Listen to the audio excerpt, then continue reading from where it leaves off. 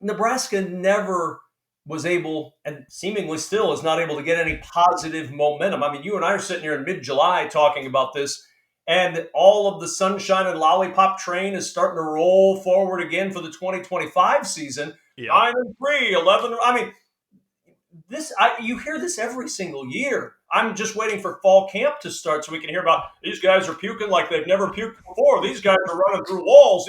Everybody's in the best shape of their lives, and then they come out in years past. Hopefully, not the case this year for Nebraska. They come out in years past and just lay a giant egg or figure out ridiculous ways to lose games like that 2019 Iowa game. Yeah, and along those lines, like the end of it with they have the ball at midfield with essentially there's no 2-minute stoppage yet in college football. Nope. And so they can, as Matt points out, like they can run the clock out and at the very least they can go to overtime.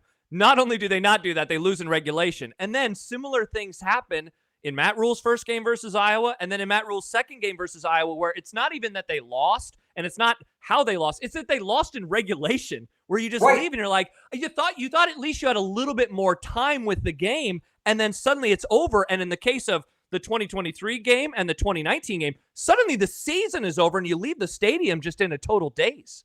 Oh, and I mean, there was no scenario that game wasn't at the very worst going to overtime.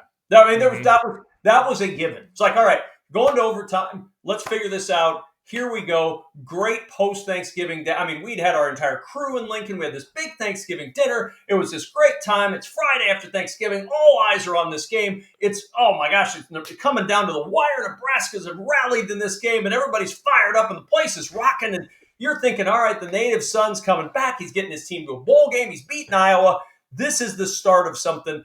And then Iowa gets the ball back with under 20 seconds. They throw a pass. There's a penalty.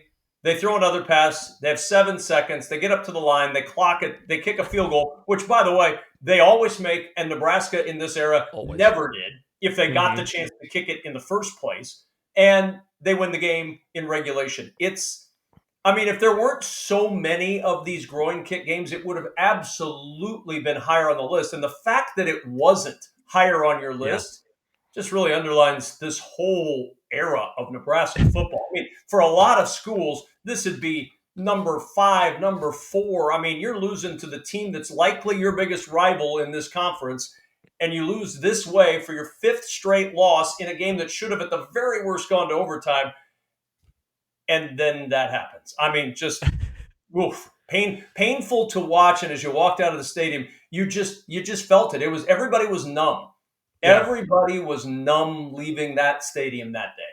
Let me ask you this, because you made reference to it at the start of the conversation that you were chatting with a Husker fan, and it's just like, wow, this is an insane run of – it's a decade, right, of this. And it's I think I went into this project thinking like all these 2021 games are going to be near the top of the list. And there are still some 2021 games to come because that was such a strange season. But then I start doing the math, and it's like, whoa, look at all these – 2015 BYU, Wisconsin, Illinois, Miami, all these Mike Riley games, then the Frost era. And 2 years in, the Matt Rule experience so far has suffered some of the most brutal groin kick losses. What is the through line, Kevin, in your opinion, that, it's one thing to lose this way under one coach. It's another to lose under two. It's another entirely to have 3 coaches where you're losing in very similar ways.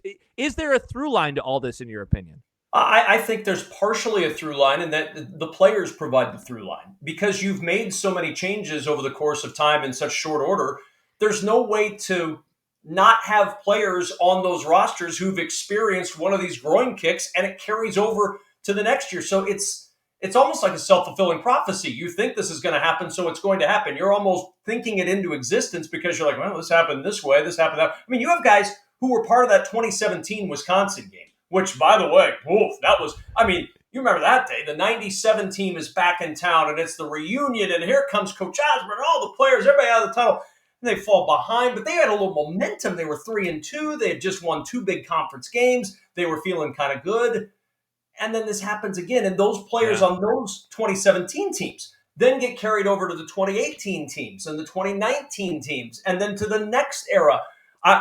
I think Matt Rule has done almost everything right from a culture standpoint. And I think it's finally the situation where you brought in a guy that you're going to have to just sit with for a long time to try to shake this culture, because at some point it just lingers and you have to find a way to get over the hump in one of these games so that people understand, hey, that's not how it has to be, because it's how it has had to be for over a decade now.